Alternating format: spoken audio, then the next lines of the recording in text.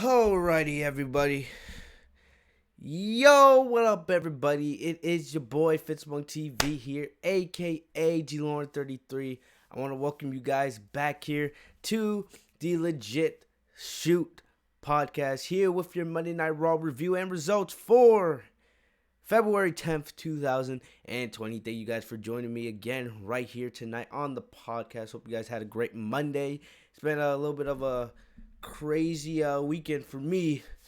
But good to be back doing what we do. I don't usually do Monday Night Raw reviews in my room anymore. I'm usually doing them at my office, but rare occasion tonight, back in my room at my desk doing what we do. Here to talk about Monday Night Raw, man.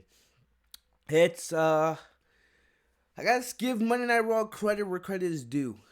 They're actually making me care about the show a little bit. Something that SmackDown is failing at each and every single week. Each and every single week, I see Roman Reigns, I see Kevin Dunn, I see Roman Reigns, and I automatically want to shut off my TV. But Monday nights, at least they're giving me something to talk about. Something I actually wanted to see. Something I could actually discuss with you guys on the podcast. Raw was okay tonight. Wasn't perfect, but they're building towards WrestleMania. And they're actually making me care about some of the storylines going into WrestleMania, all right? Seeing some of you guys in the chat already, man. Thanks for joining us here tonight. No matter if you're watching this live on the stream or if you guys are watching this after the stream is over. Thank you guys for watching. I appreciate all the love and support. But I got to be honest, Raw has been decent these last couple weeks. Junior, I'm not gonna say that. NXT is still definitely the best out of the big three shows, but Raw is easily second. Raw has easily been the B show. It seems like Paul Heyman, his influence is being shown a little bit more and more each and every single week. When I go watch SmackDown, I can tell that it's freaking Bruce Pritchard still running the show. I can still tell that Vince McMahon's influence is still on the show. It seems like when Monday Night Raw, yes, here and there you see Vince McMahon, but I'm seeing more and more of Paul Heyman, and I can appreciate that. Because you can see Vince McMahon, the way he does his shows and the way that Paul Heyman does his shows are very different. Very different, all right? And some of these things, like, for example, at the end of Monday Night Raw, or, they tell us what they have planned for next week.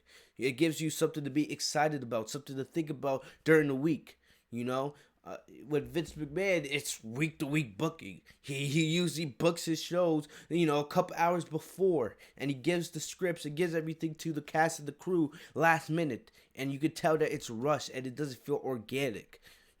With Paul Heyman, at least, I can see that he has a vision and he has some kind of direction. Yes, he's still influenced by Vince McMahon, all right? Remember what happened at Hell in a Cell with Bray Wyatt and Seth Rollins. Those kinds of things are stuff I'm not going to forget anytime soon.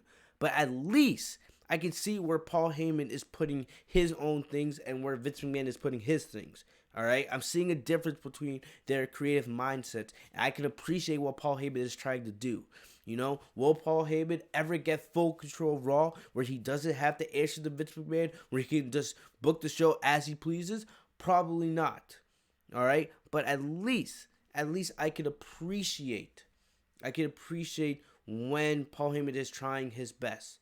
All right, all I can say is I did watch a little bit of the XFL this weekend because if you guys didn't know, I am a basketball and football guy. I'm not gonna lie, the XFL was pretty good this week. Will it be sustainable? That's gonna be the interesting thing as we go into the next couple weeks and months. It was a good first week for the XFL, but will it become sustainable? Will it, be able to be consistent every single week? Well, we know Vince can't be consistent with Monday Night Raw and SmackDown every single week. So I don't know if he's the right guy, to say, oh, this guy's going to make the XFL consistent every single week. We'll have to wait and see.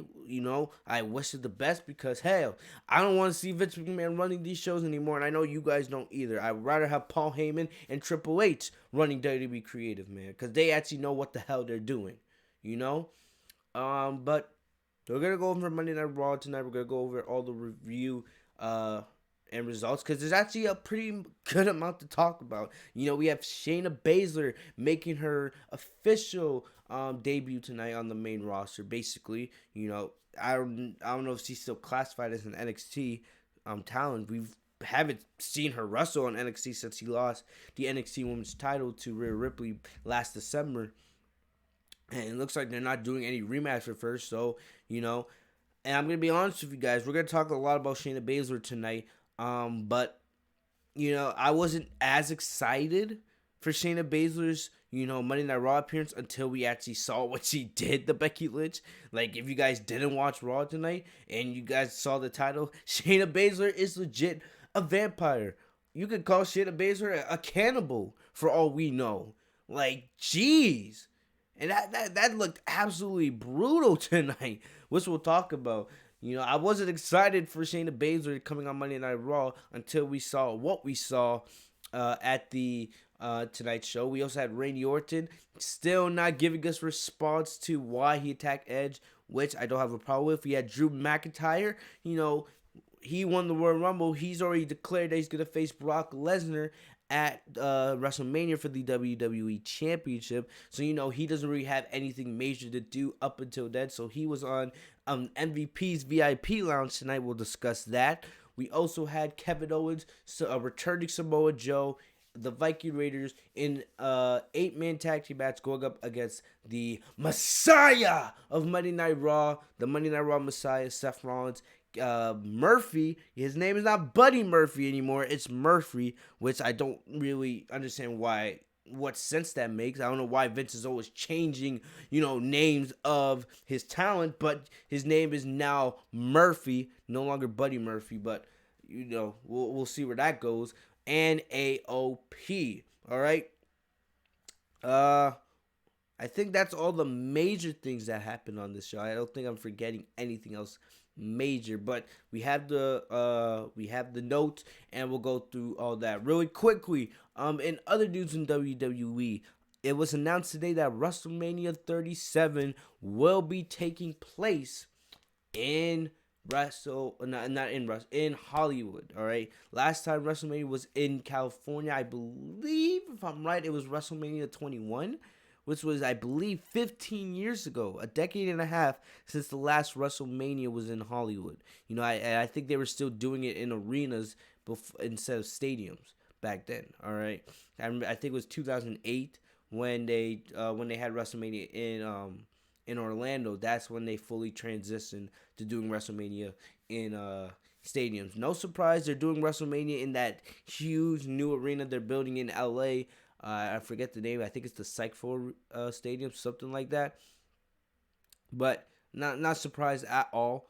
You know, it's WWE. You knew they were gonna jump on the bandwagon. They'll try to be one of the first to have a major sporting event in that new LA stadium. You know, and I'm kind of excited for it because so far the construction of the stadium looks really, really good, and I know a lot of people are excited. Who knows? Maybe Fitzbook will be at WrestleMania next year. I kind of want to be at WrestleMania this year, but I don't think it's going to happen. Right now it's looking unlikely. There's still a chance it could happen, but it's probably looking unlikely. I know for sure I will be at SummerSlam weekend this year because it's going to be in my town, Boston. You already know. So that's going to be excited. But either way, enough of that. Let's get into Monday Night Raw really quickly, all right? Let's get into it. Let's go. So the show started off tonight. With the Monday Night Messiah. Monday Night Messiah. Seth Rollins, he's in the ring with Murphy, like I said, who's no longer called Buddy Murphy. I'm probably still gonna call him Buddy Murphy, to be honest with you guys. I don't know how. I hate when WWE changes names like that. You know, they did this with Charlotte. For the longest time, we called her Charlotte. And then out of nowhere, WWE expects us to, call her Charlotte Flair. You know, after a while, it did catch on. It's not a big deal since her last name is Flair already. But it's better just to call her Charlotte than, Charlotte Flair. I don't really understand, the big thing about that. Remember also, Mustafa Ali, when he first came up from 205 Live to SmackDown, Vince McMahon had his name changed to Ali. And I was like, why? I don't understand why Vince is always, changing names. But either way, you know, we called him Ali for a good amount of time, and now he's called Mustafa Ali once again.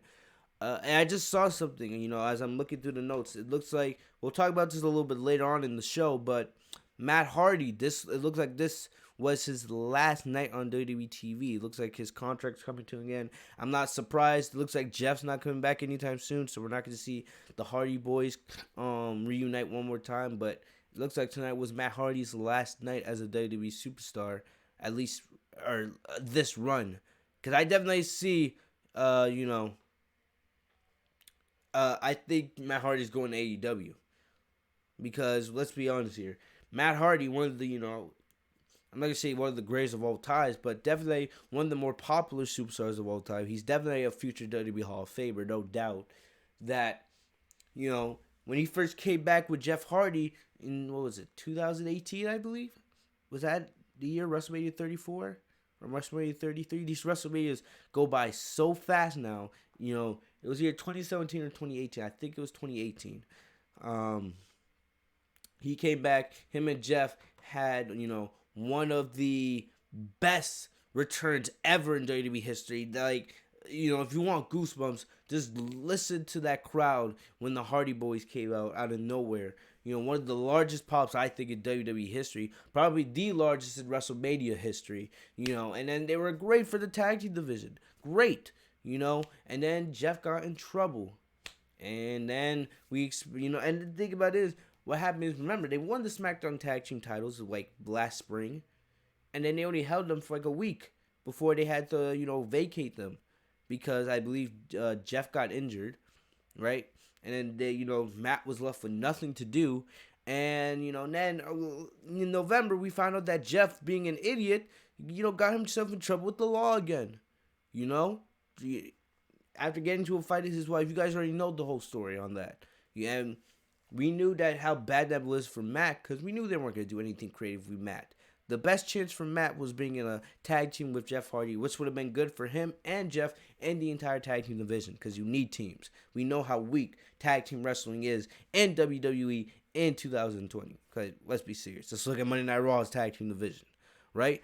But with Jeff being on, they had no purpose. They were just feeding Matt in, enhancement matches.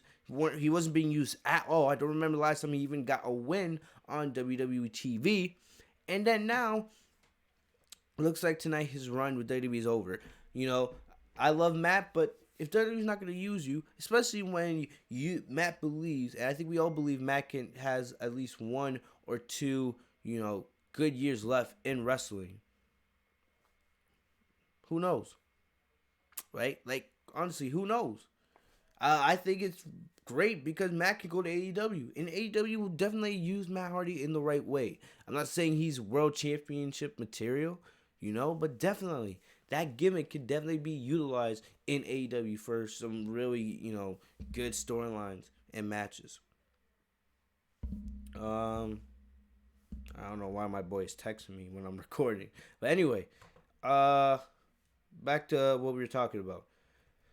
So basically, Raw started off with Rollins, AOP, and Murphy. Rollins, it's kind of annoying with Rollins. Like, he did change a little bit to his appearance. He now has like this new jacket. I don't really know what to call it, but he has this like new jacket. I guess it goes with the whole Messiah persona, and it looked like he had like a scarf. I don't know, and then he's still wearing the glove, which fits perfectly. Even if I don't know if he's still injured or not, but it fits perfectly with this character. But thinking, I just find him kind of annoying because he says basically the same stuff every single week. I'm not lying to you guys. Rollins as a heel is way better than Rollins as a babyface. But thing is, he just says the same stuff every single week. I'm the Messiah of Monday Night Raw. You all need to follow me, and if you don't, AOP and Murphy will enforce my will. Like, it's basically the same stuff, covered up in, different BS every single week. It's annoying to me. Like, I'm not against the character. I'm not even against the stable. But still, I just find it kind of annoying. It's like he's not saying anything differently that he said, 2 months ago. It's the same thing. Anyway, excuse me. This leads to Owens coming out. We've seen these segments between these two, man. How many times over the last? They've been feuding since, end of October. And basically all we see here is, Owens says, I'm ready to fight. You may have taken down Joe and the Raiders in the weeks before, but we're still up and we're going to continue to fight until we take you guys down. That was basically the gist of his promo. So the Viking Raiders come out. It's looking 3-on-4, and I knew where they were going out with this, all right? Basically, they storm the ring. It turns to a brawl, but, they have the upper hand. It's 4-on-3. Rollins is standing, in the ring like the leader he is, ordering his troops. Just watching. But then from behind, Samoa Joe comes out of nowhere, hits the Coquina clutch. Then, Murphy and AOP, they notice this. They go after Joe in the ring. But then Owens and the Raiders make the save from behind. The heels retreat.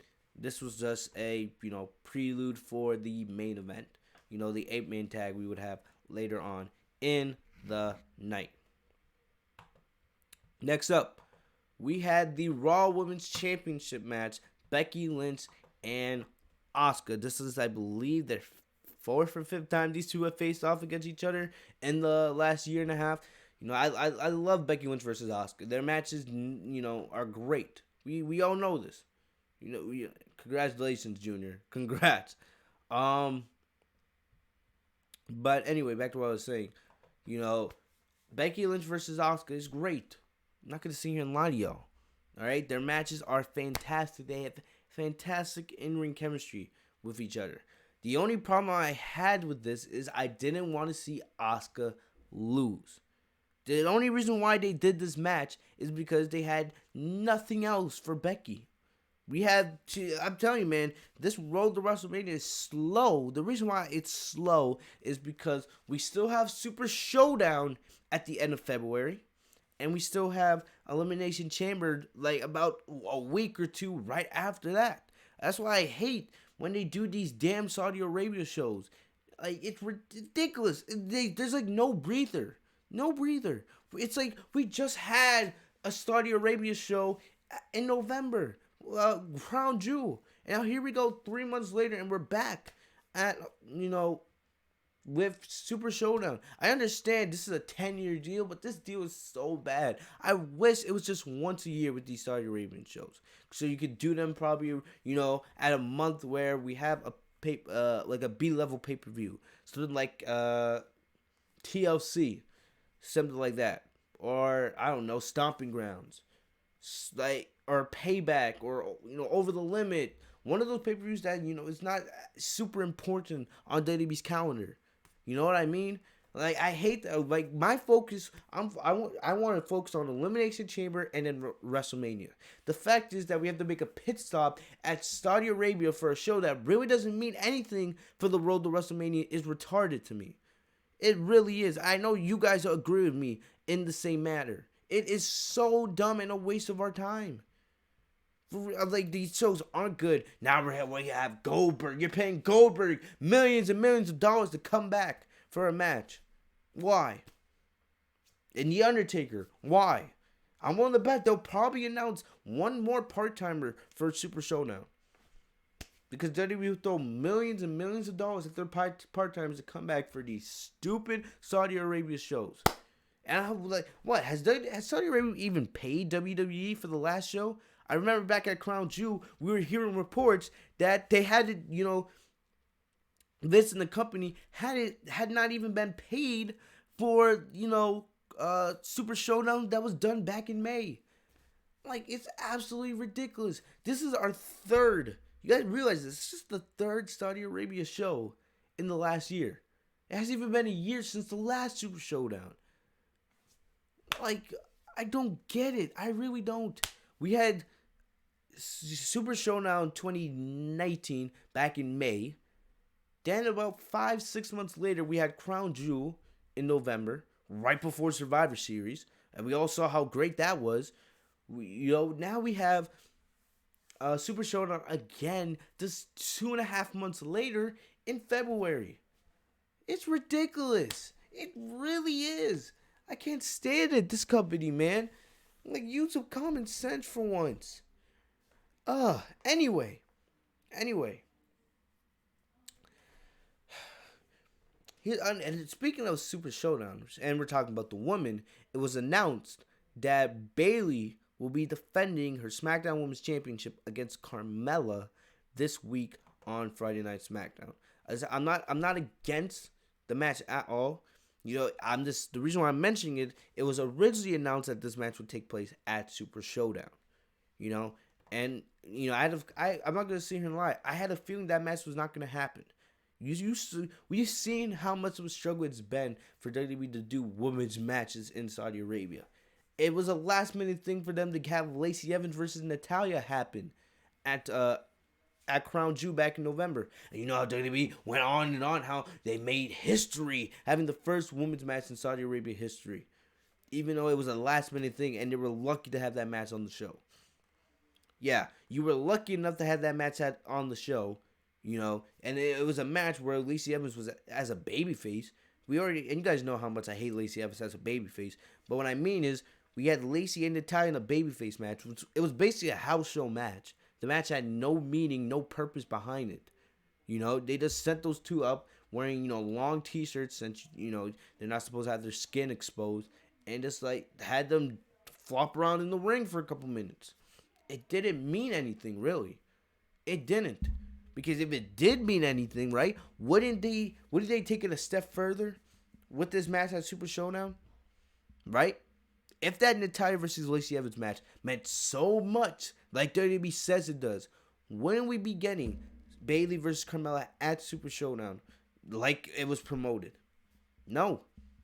I'm telling you, man. The reason why we're getting Bayley versus Carmella with no build. Carmella was granted #1 contendership last week, and now we're getting the match this Friday. I wonder why. Because then we realized the chance of them having a championship match, a women's championship match in Saudi Arabia, was little to none. And the thing is, it really doesn't matter because we all know Bayley's not losing the title anyway.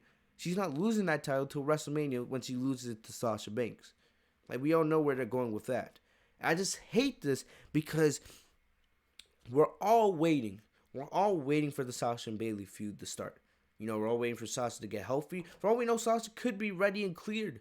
It's just that they're just waiting because with this Saudi Arabia crap, man, it's making the build to WrestleMania feel so much slower. The reason why is I don't give a crap about Super Showdown. I really don't. Yes, I'll review it. I'll cover it right here on the channel like I always do. But I don't care about the show, and I know you guys don't care about the show that much. Unless Goldberg's winning the Universal Championship, the show's not going to matter. Nothing on that show is really going to matter. Nothing at all. And, you know, I'm waiting till Elimination Chamber because that's when the real build for WrestleMania starts. Yes, we're on the road to WrestleMania, but nothing major is really happening. Other than what happened with Randy Orton and Edge on the night after the Royal Rumble, nothing really major has happened the last couple weeks.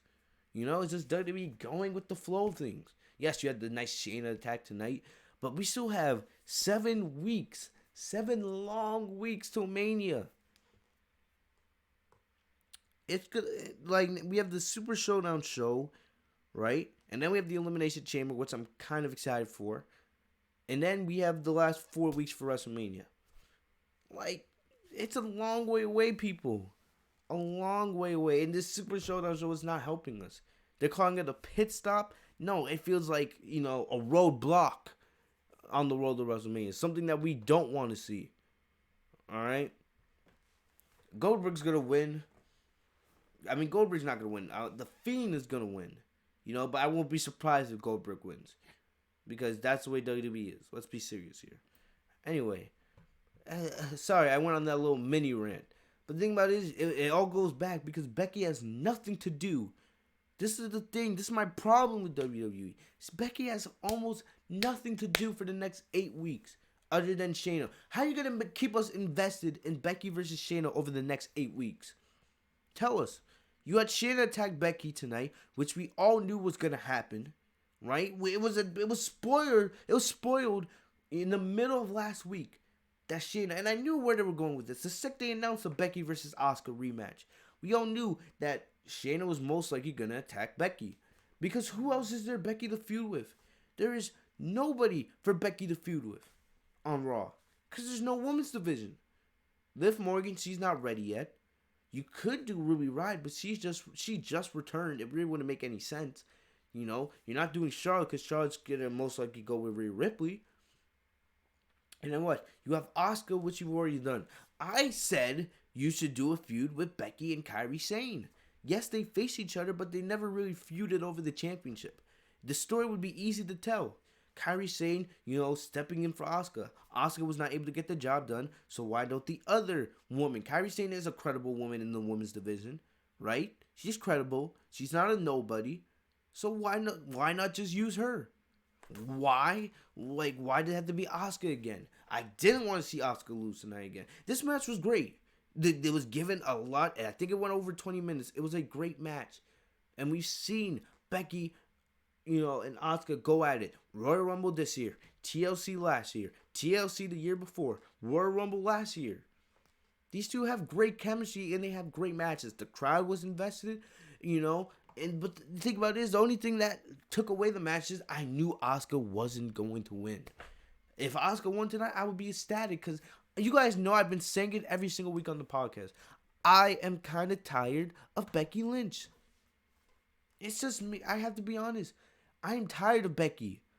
I like Becky a lot.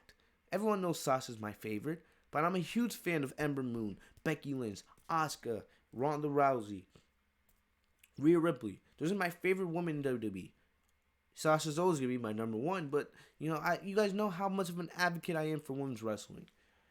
But think about it is, her the way she's been booked and the way her reign is. They mentioned tonight, she's been holding the championship for 318 days now. Yes, but the thing about it is, that reign has been so disappointing. Other than her matches with Sasha and her matches with Asuka, Becky's reign has been very disappointing in my eyes. And the way she's booked, it makes me sick. It makes me sick. And speaking of Becky's booking, they messed it up tonight. They always have, this thing like, we have to make Becky look strong because she's the man. What? Really? It's like this thing. Remember back in December when Becky and Asuka started feuding again? Becky kept going on and on and on. How, she was like, oh, the company's protecting me. They don't want to see me lose this title because I'm the face of the company. Becky's one of the faces of the company. I did at one time think Becky was the face, but she's not really doing anything like she was back a year ago when she was chasing after Ronda Rousey. For those of you guys that don't like Ronda Rousey, I love Ronda Rousey. But, you know how much better this would be if Ronda Rousey was here? WWE cared about the women's division when Rousey was there. Excuse me. WWE cared a lot about their women's division when Rousey was there. You could tell. They put effort into it. Becky has done nothing to elevate the women's division as champion. Ronda did elevate the women's division. And the second she left, you found the women's division fall off a cliff. Just like when Sasha was gone for 4 months after WrestleMania. The women's division fell off the cliff. With those two gone, the women's division fell off a cliff. Charlotte didn't do anything to, raise it back to the level it needs to be. Becky hasn't done anything to raise it to the level to be. And I like Becky a lot. But the thing about it is, Becky's more just become a political figure in my eyes. She really has. When she was chasing after Ronda Rousey, going after the women's champion, everything she did felt organic. Now everything she does feels forced. And none of that was made, none of that was made more apparent than what they did tonight. So after Becky wins the match with like a rock bottom, she basically did her own version of the rock bottom to win the match. I was like, whatever. At least they didn't have Asuka tap again. I want to know if Asuka and Kairi Sane are even going to defend their tag team titles. They haven't defended those titles in almost 2 months since TLC. It looks like WWE's not building anybody up for them to face. The women's tag team championships are on the same level as the 24/7 championship to me. Like, oh my goodness. Like, for real. Pissing me off. Junior, I already know what Sasha needs to do to be champion. You don't need to tell me. I'm the biggest Sasha fan around. You know, we'll focus on Sasha when Bayley turns on her in a couple weeks, as we all know it's coming.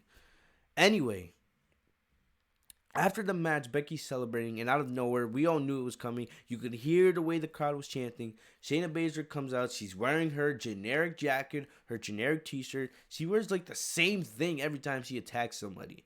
You know, she comes into the ring, attacks him from behind, takes off the jacket. You know, it's like same Shayna every single time. And I like Shayna.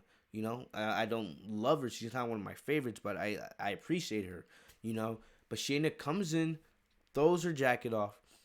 And then, you know, she starts, you know, whipping Becky around the ring, just destroying her. And I'm going to be honest with you guys, I wasn't excited. I was not excited because I already knew this was going to happen. It was basically the same attack Shayna did when she attacked Bayley and Becky, and Sasha, multiple times on the road to Survivor Series. This did not feel special to me at all. It wasn't until the end that it actually felt organic. So afterwards, what she did, you know, once she's done attacking Becky, she grabs Becky by the neck. And I was like, what is she doing? She bites Becky.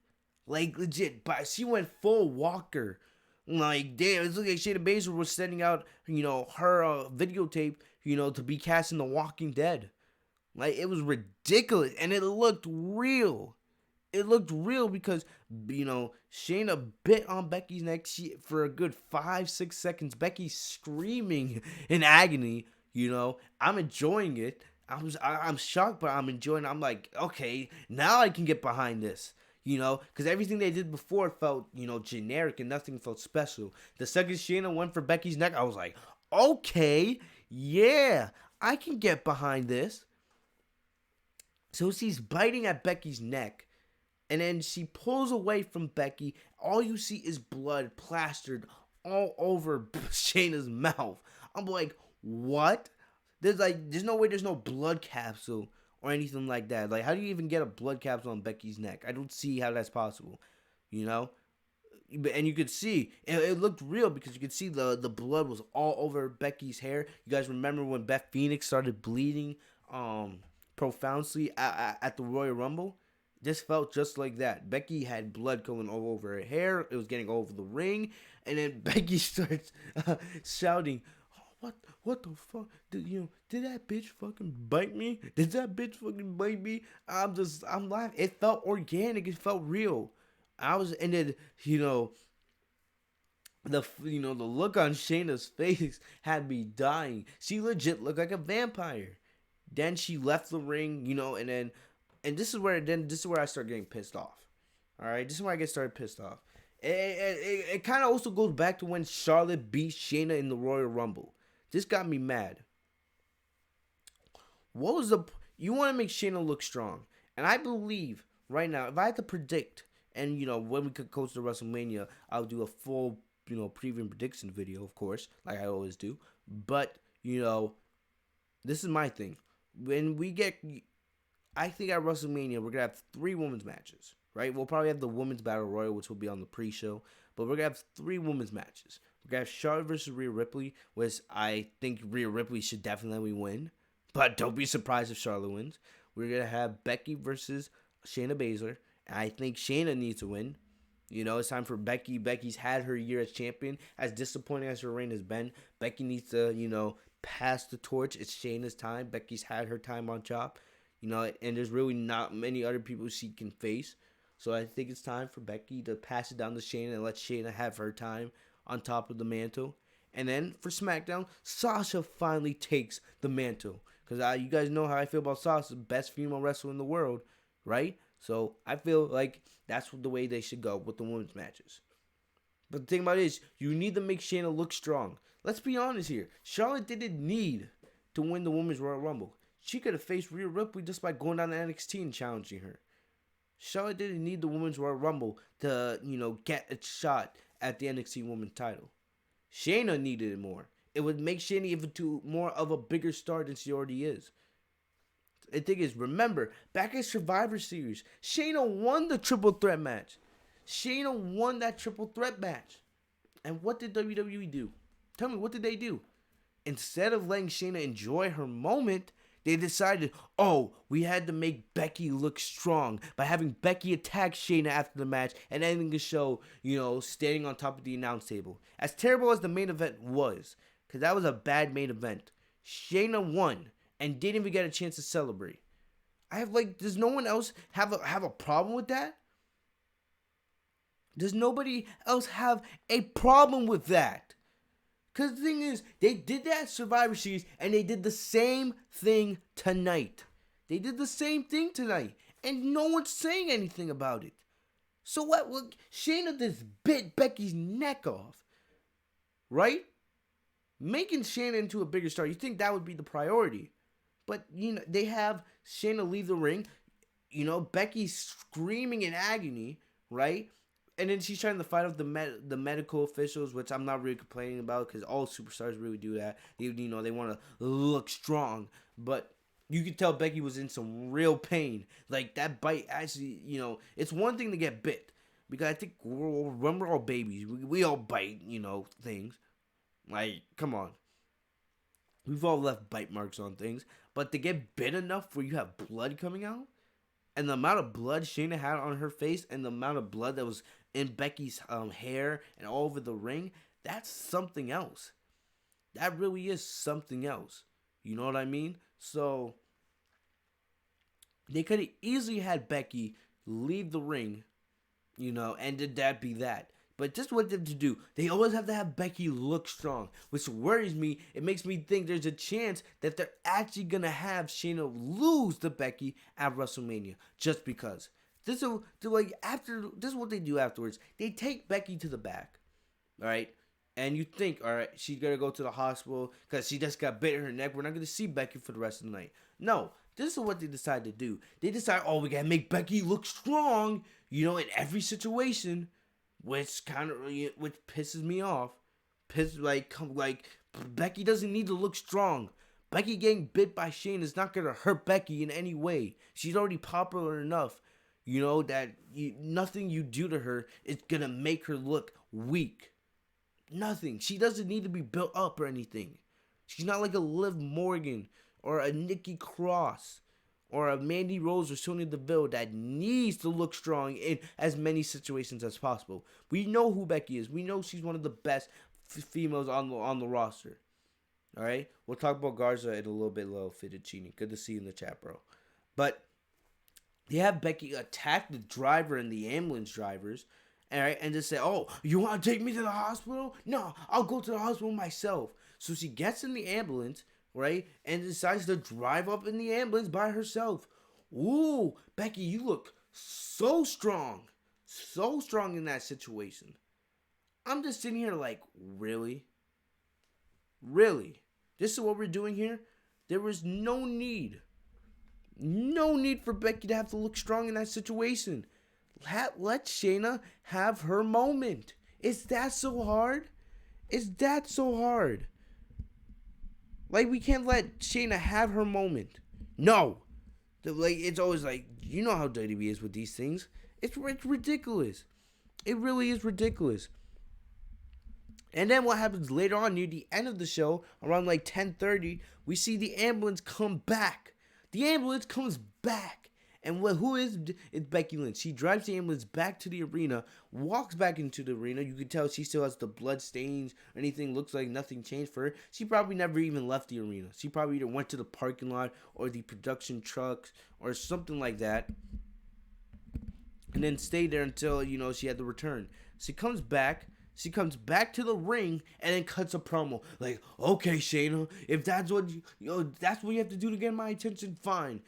Every single week, I'm going to be finding you. Every single week, I'm going to be looking for you because I'm going to hurt you, blah, blah, blah, this, blah, blah, blah, that.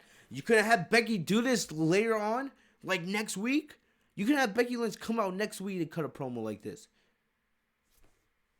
Or at the very least, you can have Becky do a backstage interview on WWE's YouTube channel. You had to not even let the show end. Excuse me. You wait till an hour later, have Becky return just to give a promo in the same show. Like, really? You could have done one of your stupid Eric Rowan squash matches or something like that. No, you had that Becky return to the arena, cut a promo. It makes SHAYNA attack look weaker than it actually was. Because Becky came back. Becky came back.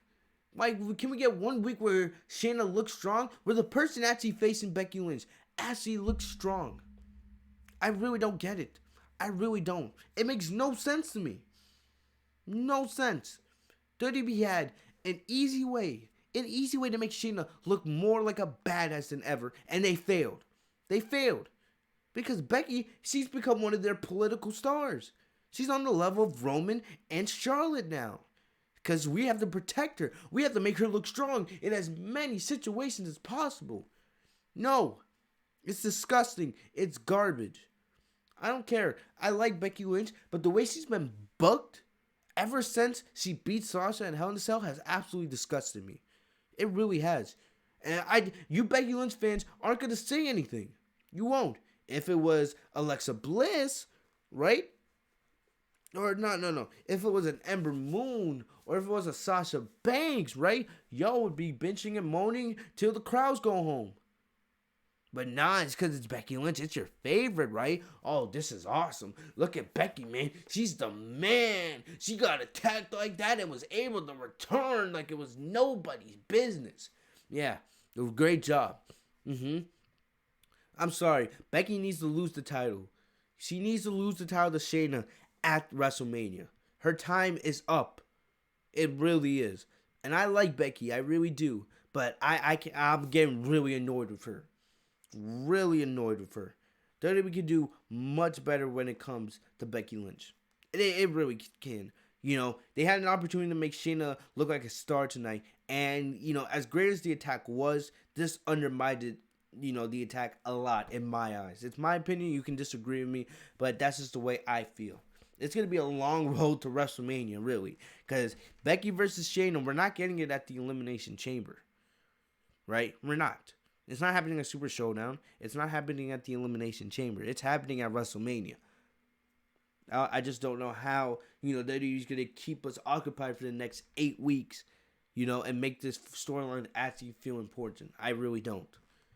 But, you know, that's my thoughts on that. I've been ranting on Becky now for nearly 15 minutes. So let's move on to something else. We had the Street Profits versus Mojo Rawley and Riddick Moss. I still don't know who Riddick Moss is. Like, it's the guy from NXT. Is he from 205 Live? I just remember seeing him one week and that's it. Can somebody in the chat tell me who Riddick Moss really is? I honestly don't know who this guy is. I don't. Anyway, the Street Profits. They have not been used on WWE television in any capacity. You can tell. Even though Raw has been doing better with their shows lately, and I've been saying that here on the podcast, you know, Raw is doing better than SmackDown Live is, you can tell that a superstar shakeup is needed. Because there's no teams in the Raw tag team division. Like, WWE, you can tell WWE is struggling to come up with unique matches every single week. It's like they will put two random superstars together and then clash them against whatever tag team they have, no matter if it's the OC, or no matter if it's the Viking Raiders, you know, or AOP, or the Street Profits. And the Street Profits, man, how they have fallen from grace. Oh my goodness. Like, they're nowhere close to the way they were in NXT, and it disappoints me so much. And it's like, it's a sad. It really is. Street Profits come out tonight. They cut a promo on Mojo Rawley talking about how they wanted all the smoke. All right, the match only led. The match was less than. I think this match was 90 seconds, maybe 86, maybe 86 seconds. This match was really short. All right, Street Profits easily take the win when Ford does the mega frog splash on on Riddick Moss. 1, 2, 3. So after the match, Raw tries to help his friend Moss to his feet. Moss rolls him up. 1, 2, 3 for the 24/7 championship. Well, it was more like 1, 2, 3, 4, 5, 6, 7, 8, 9. It took the official like 5 seconds to realize. It took him a year to realize that Moss was trying to pin him, and it looked sloppy because Rawley could have kicked out at any time.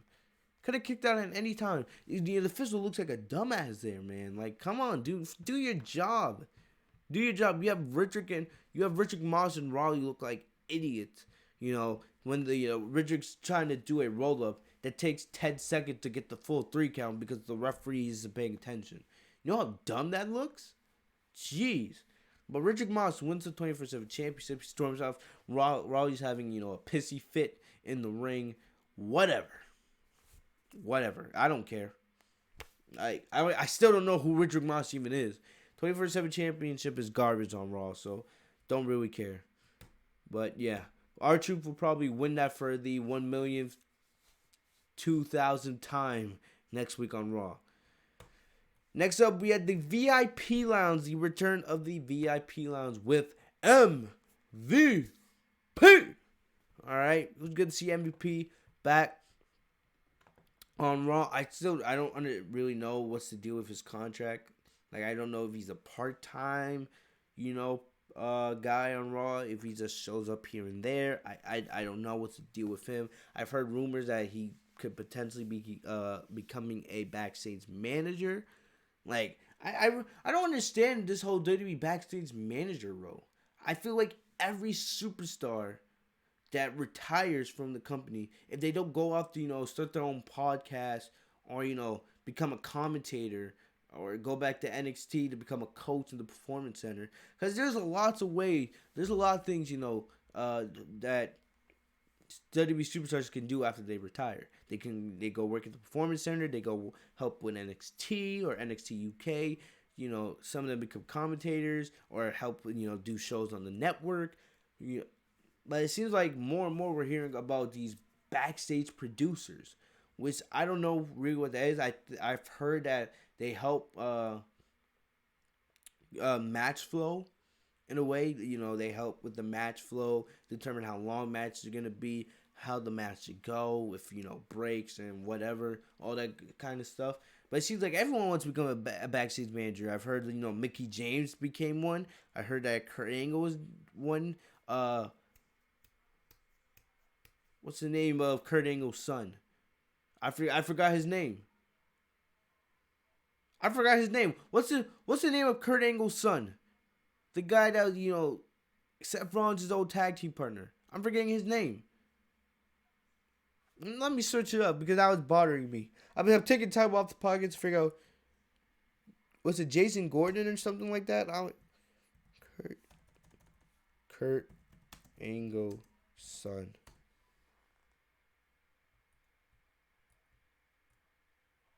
Jason Jordan, that guy, yes. Jason Jordan. What happened to him? I heard he's a backstage manager as well. So what? Mickey James, Kurt Angle, Jason Jordan. I've heard Tyson Kidd's a backstage manager. Like, he's there every single week. It seems like everyone's becoming a backstage manager. I heard now MVP's thinking about becoming one with the company. Like, it's like, I don't know what's so good about that role.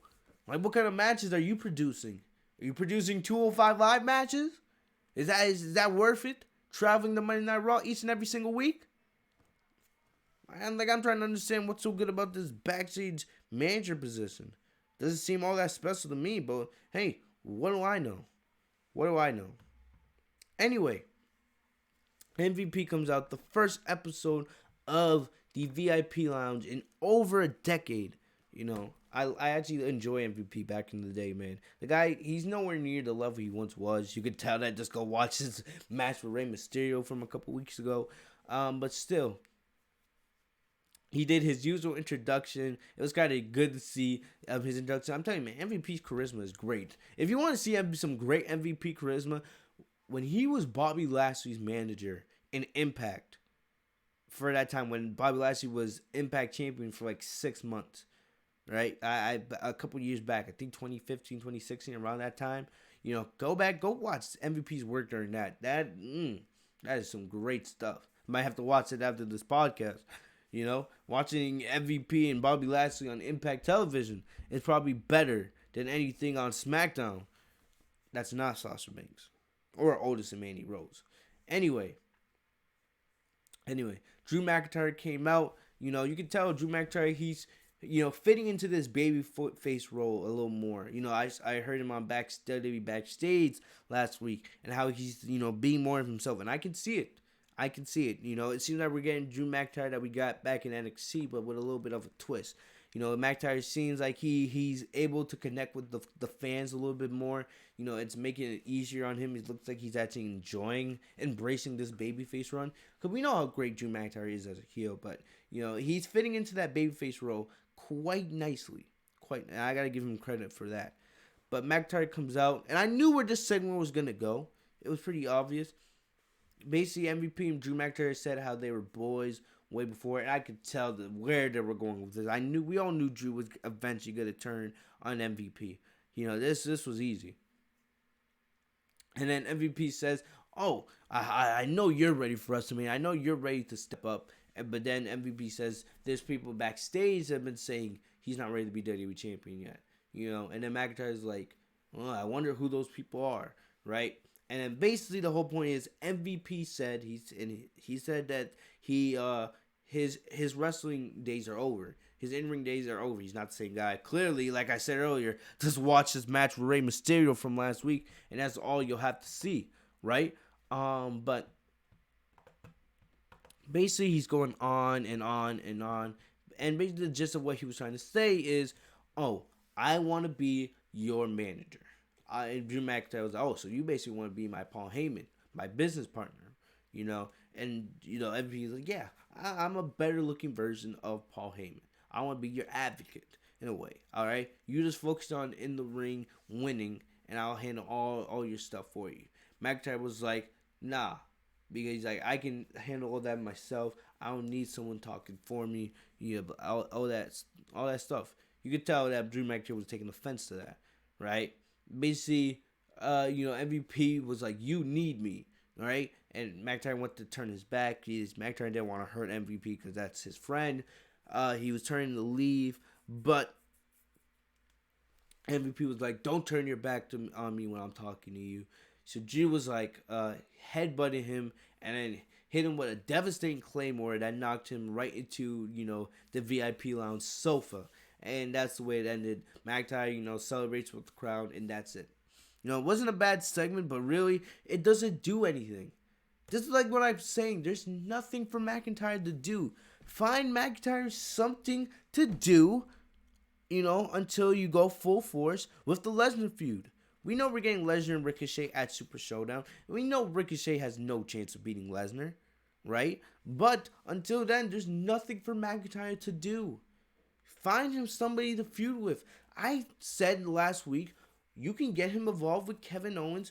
You can get him involved in the Seth Rollins AOP Murphy thing. You can have him, try to help Joe and KO get the upper hand for a couple weeks. And then, a couple weeks later, he goes back to dealing with Lesnar. Find him somebody to feud with. Feud with, with AJ Styles or, somebody. Or Angel Gaza, or one of these heels on the roster. Like, come on.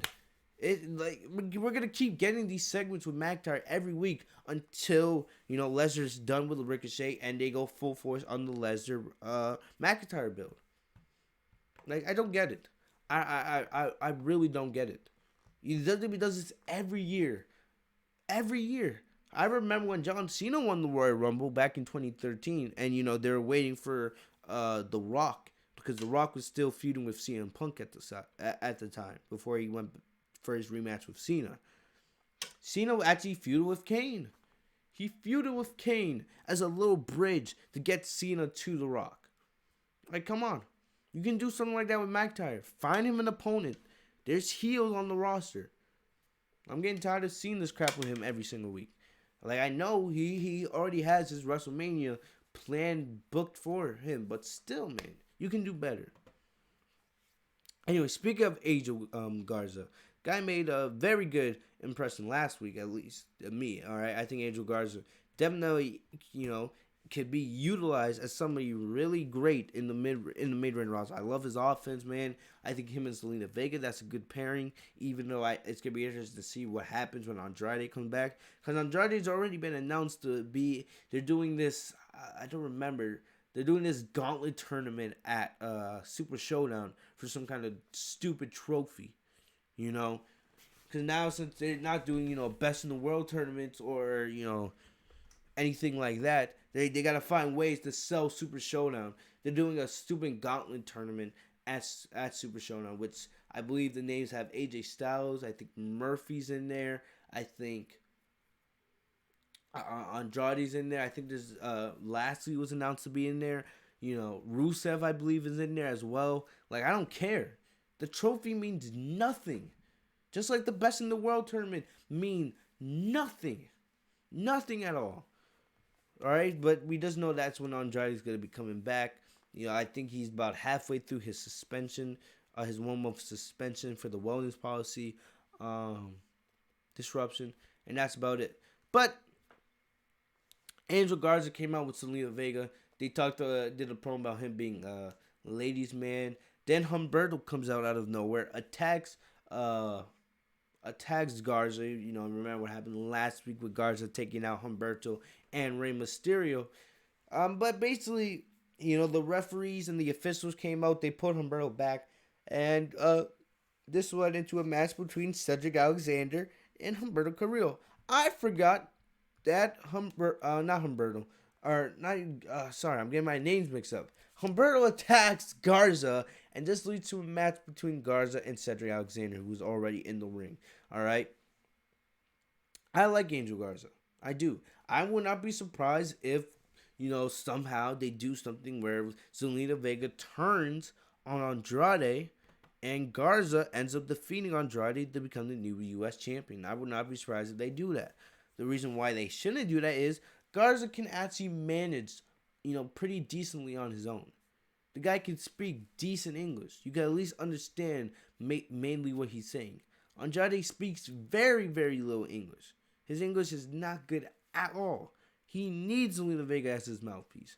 We know for a fact that Andrade will not survive on, very long, probably not even a month on TV on his own without Zelina Vega as his mouthpiece. Because the guy cannot speak English for nothing. And we know how, much of a struggle it can be for superstars that are not really good at English in WWE. Like, let's just be serious here. But Cedric Alexander had a match here. I forgot that Cedric Alexander was on the roster. Remember when it was yesterday when Cedric Alexander was being pushed in that feud against AJ Styles, and we thought, Alexander was going to be United States champion? Man, where did the days go, man? Where did the days go? Anyway, this match didn't last long. Cedric Alexander, man, I love his offense. I think honestly, it might just be better for him to go back down to 205 Live or try to get sent down to NXT because he's being absolutely wasted on the main roster. It's sad. Alexander is way too talented. I can say almost the same thing about Mustafa Ali. We haven't seen Mustafa Ali on SmackDown in about a month and a half. And I love Mustafa Ali, man. Like, those two. Remember, it was just like a year ago where we had Mustafa Ali versus Alexander at WrestleMania. Remember how good that was? Sad. And then, now here we are. They're both on the main roster on opposite brands, and they're basically in catering. It is sad. Honestly, if I was Alexander and Ali, I would try to get sent back down to 205 or at least sent down to NXT. All right. But Garza gets the win. In basically about 3 minutes, he wins with the wing clipper. I actually really do like his finishing move. Even though sometimes it looks a little sloppy, but, still. But Garza gets the win. Next up, we had Sarah Logan versus Rhea Ripley. Rhea Ripley back on Monday Night Raw again. It was just, remember last week we had Rhea Ripley appearing on Raw to challenge Charlotte Flair for the NXT Women's Championship at WrestleMania. Then we had Charlotte appear on NXT TV last Wednesday, but she never gave an answer. It seems like we're still building towards Ripley versus Charlotte. The match is happening. Like they've given you no indication that Charlotte's going after Becky or Charlotte's going after Bayley. It's just Charlotte being a troll at this point and just making Rhea Ripley wait. What I would do, if I'm WWE, this is what I would do. You know, we have Ripley versus Bianca Belair set for NXT Portland. I hate this. Because I wish they had waited till after NXT Portland to start building towards Ripley and Charlotte, you know. But what I would do if I was in their situation is this. You know, I would wait NXT Portland, right? We know Rhea Ripley's finally probably going to win, which will probably be Bianca's last match, you know, at an NXT pay-per-view, you know. Because we all know Bianca's, you know, set to get called up to the main roster. We know that's coming. We all want Bianca on the main roster. And most likely, unless the Street Profits get moved to SmackDown, she's probably getting called up to Raw, since we all know she's married to Montez Ford. And we know that WWE does. If I have to give WWE credit on one thing, they don't break up couples. So, unless, you know, the Street Profits get moved to SmackDown, Bianca Belair's getting moved up to Raw to be with her husband, you know. But, you know, if I was WWE, what I would do is, since Rhea Ripley's most likely going to defeat Bianca Belair at NXT Portland, what I would do is, after the match, I would have Charlotte attack Rhea Ripley. If you guys remember, last week, Rhea Ripley and Bianca Belair both double-teamed Charlotte and attacked her together. What I would do is get payback, right? After the match, you know Bianca and Rhea Ripley, they're going to be spent. They're going to have little to no energy. Have Charlotte attack Rhea Ripley, grab a mic right there and be like, you're on for WrestleMania. It'll be a huge moment. It'll be something we all remember from NXT Portland. And it'll be, in my opinion, a great way for Charlotte to make her decision and say, all right, I'm going after Rhea Ripley. I'm going after the NXT Women's Championship. Rhea Ripley needs to win at WrestleMania. No way do I want to see Charlotte winning at WrestleMania. No. But still, let's be serious here. It's WWE. Let's not be surprised if Charlotte actually becomes an 11 time. I don't think it really counts. I don't think it counts. Does WWE count NXT victories? Because technically, if that's true, then Sasha Banks would be a 5-time women's champion. But she's only called a 4-time women's champion. So, I don't know. No, we'll have to see about that. But you guys see where I'm going from. But that's the way I would do it. I would have Rhea Ripley get attacked by Charlotte after she defeats Bianca Belair at NXT Portland, making her decision, making it clear. Then, you know, it's official. Alright, because I'm getting tired of Charlotte tiptoeing around this shit. But Rhea Ripley was backstage at Raw tonight. You know, basically she was there to see if she could get an answer from Charlotte. Then Sarah Logan. Sarah Logan, Miss Catering herself, Mrs. Viking, you know, she comes right up to Rhea Ripley like, oh, you just think you can come over to our house, our women's division, and make the bids? And then Rhea Ripley's like, yeah, I can do whatever I want. She walks away. Then Sarah Logan comes out to the ring, and then she calls out Rhea Ripley. She's like, I'll do anything to defend my turf. Okay, Sarah Logan, you sound so scary. We all know how this will end. You know, she calls out Rhea Ripley. Ripley comes out and destroys Logan in 2 minutes. While Charlotte comes out with her yellow nails. You know, I don't know why Jerry the King Lawler was talking about Charlotte's nails so much on TV tonight, but he was really addicted with those. So he comes out and basically she just watches as Rhea Ripley gets the victory. Rhea wins with the Riptide. 1, 2, 3. So afterwards, Charlotte's like, oh, before I answer your question, let's see if you successfully defend your championship at NXT Portland. So, like I said, the best way I would do it is to have Charlotte make her decision at NXT Portland. Show up, attack Rhea Ripley, and that would be a great moment, a great way for her to make her decision. Alright, next up, we had Bobby Trashley versus Ricochet, alright? We know Ricochet, he's the number 1 contender for the WWE Championship as Super Showdown when he goes up against Brock Lesnar. But to be honest with you guys, it doesn't even feel like Ricochet's the number 1 contender. It really doesn't.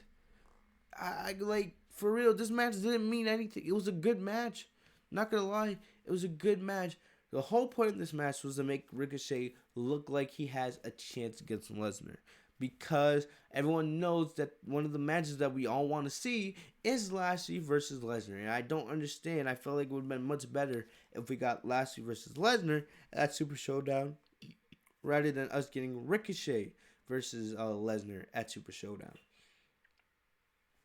But still, Lashley's a huge man. Of course, he's not the size of Lesnar, but this was supposed to be, Ricochet to gain confidence that he can take down the big guy and has a chance to beat Lesnar at Super Showdown, even though we know he doesn't. This wasn't a bad match. It was, it was given a good amount of time.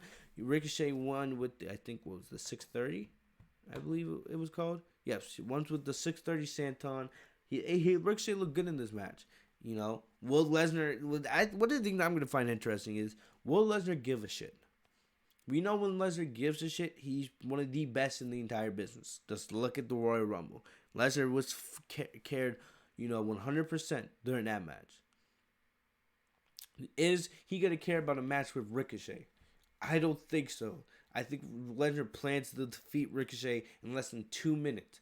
The match is going to start. He's going to hit some suplexes, hit him with the F5, and that's going to be it. I don't see Ricochet with any chance against Lesnar at Super Showdown. As much as they try to believe, all right, and make you believe it could happen, the guy has zero chance. No chance of beating Lesnar at Super Showdown. We all know it. Next up, we had Randy Orton. Randy Orton comes out. You guys remember, we talked about this a couple weeks ago. Randy Orton had that brutal attack on the returning Edge on the night after the Royal Rumble. One of the best moments of the year so far, of the early year. All right, if not the best moment. All right, you guys remember last week, Randy Orton came out and, he walked. It took him like 10 minutes to get to the ring, and he just walked around not caring. He basically just didn't have an answer for what he said. Well, he did the same thing tonight, but it looked like he was actually going to explain. But I love that WWE did this because they're going to make, like I said, we have a long way to go till WrestleMania. They are not going to rush this feud, and they shouldn't rush this feud. They should not. You got plenty of time. Plenty of time. You don't need to rush this at all. When the time is right, when we get a little bit closer, give it a couple weeks. I'm saying after Super Showdown, that's when you should start, building Randy Orton Edge, have Edge return, and then that's when you start your build. I have no problem with what they did tonight.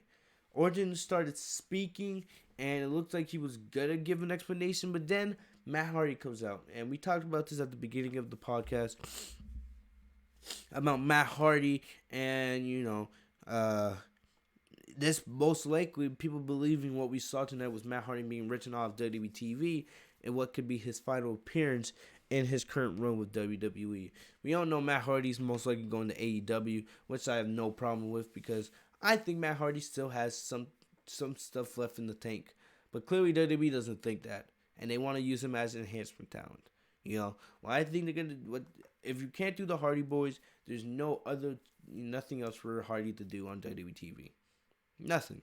You're not going to book him correctly. You're not going to book him seriously. So I have no problem. My camera's acting up now. Great.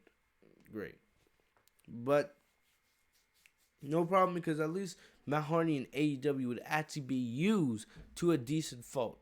All right? He would actually be used decently in... See, yeah, this is the thing. I don't have autofocus on my camera so the camera doesn't lag. And now I can't. Can you see me? Jeez, man.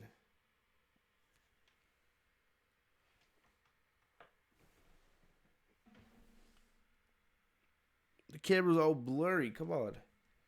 Anyway, I'm going to keep going. But you guys know how I feel about Matt Hardy. I love Matt Hardy. One, all-time great. The future WWE Hall of Famer. But WWE doesn't seem to, think he's that. They just think he's enhancement talent. All right? That's all he's been booked as for the last 6 months since Jeff Hardy, stupidly got himself in trouble. Like an idiot. I'm still trying to see if I can get the camera to focus. I think that's...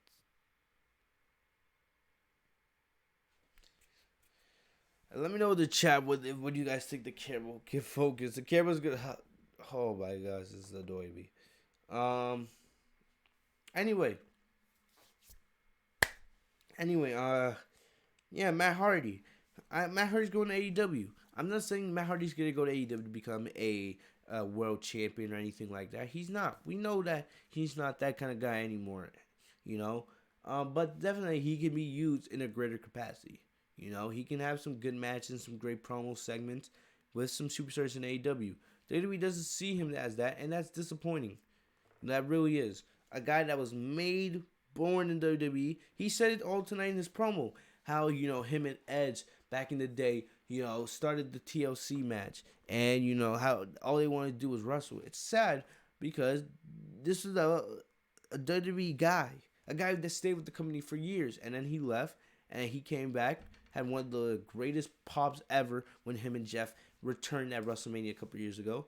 Then Jeff did some stupid crap, got himself in trouble, and it had a bad effect on his brother. It affected his brother's career negatively over the last year. You know, I wish the best for Matt. You know, I definitely think if he does choose to go to AEW, he will definitely succeed because the guy's a badass. But we'll just have to wait and see. We'll just have to wait and see if that's his choice. You know, maybe he just wants to stay home and have more kids because it seems like Matt's having a lot of babies these days. This camera's really pissing me off. There we go. There we go. Focus is back. All right. Hello. Yeah, it feels good to see you myself again.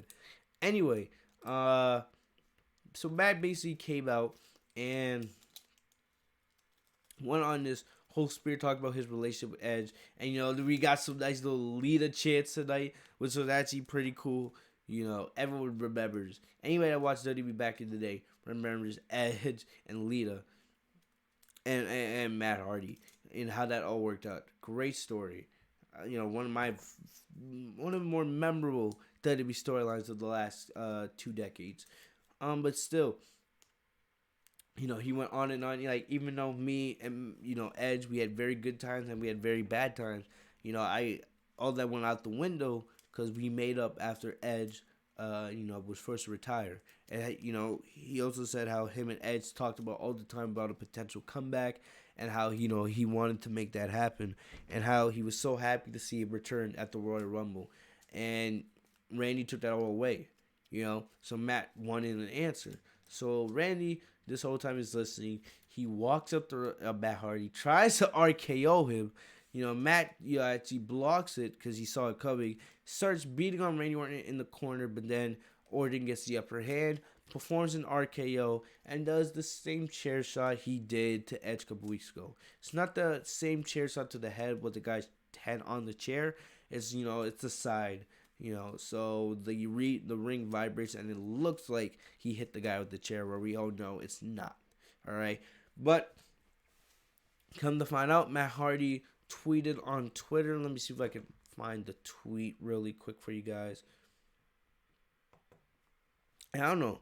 Also, you guys notice there's this weird thing going on where people are putting their brooms standing still. I don't know. Weirdos. Let me see if I can find it. Should have it right here somewhere. Yep.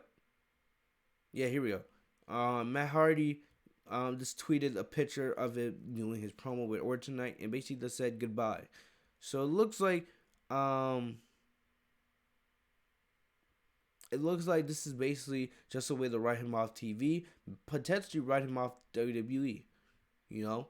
Because if that's the way it is, and we don't see, you know, Matt for a while. Remember, whenever WWE superstar leaves the company, they mainly have a 90-day no complete clause. So they can't compete anywhere from 90 days. So after that, we'll probably see Matt sign with AEW or some other company, most likely AEW, and then, you know, bring back the lead character in some way, shape, or form. It's going to be interesting because remember, when Matt first came back to WWE, it took WWE months, you know, for him to get access to the lead character. You know, I don't know if he's going to be leaving with all rights to the character or if he's gonna come out with some other gimmick, when he goes to AEW. But I would probably guess that he probably has the rights to the character, so probably we'll see him bring that back to AEW when he signs for them, because we most likely see that, because Hardy's been teasing AEW on his Twitter timeline for weeks now, on his show, so definitely I think it's happening. But yeah, on Randy Orton's part, I love this.